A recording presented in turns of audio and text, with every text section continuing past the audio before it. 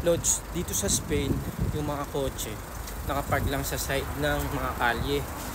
Kasi konti lang talagang parking dito. Yung iba lang na building, merong parking sa ilalim. Pero dito, kadalasan, yung mga kotse nakapark lang sa mga kalye. Katulad nito.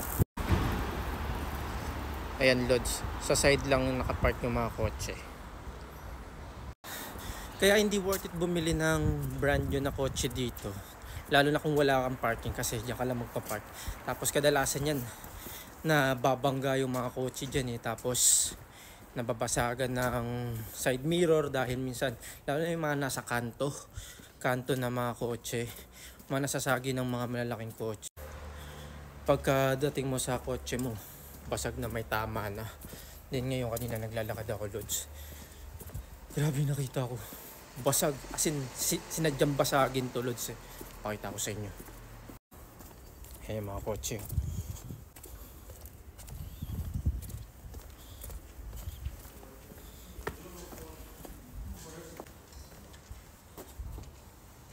O yun o, sample.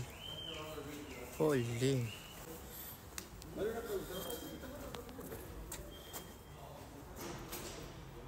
Basag.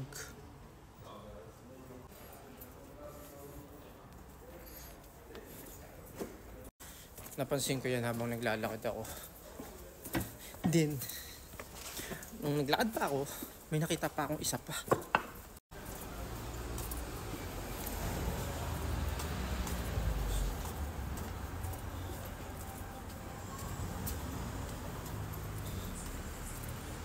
Ayan. Dito yung Lods, kaso tinanggal na yung kotse. Siguro nakita na ng may-ari na pasag yung kotse niya. Ibang kotse na yung nakapark dito. Kaya sa mga taga Madrid, Lods, bibili kayong kotse, make sure na meron na kayong parking. Then kung gusto niyo talaga magkaroon ng kotse, okay na yung second hand ko, ipapark ko lang naman dito sa kalye dahil hindi nyo alam kung anong mangyayari. Pero in fairness dito, Lods, mga kotse dito na nakapark talagang may Audi, may Mercedes-Benz, BMW, may Tesla. Wala silang pakialam. Pero yun nga lang, nakaka-stress kapag nabasagan ka. May mga sira-ulo rin talaga dito sa Madrid eh.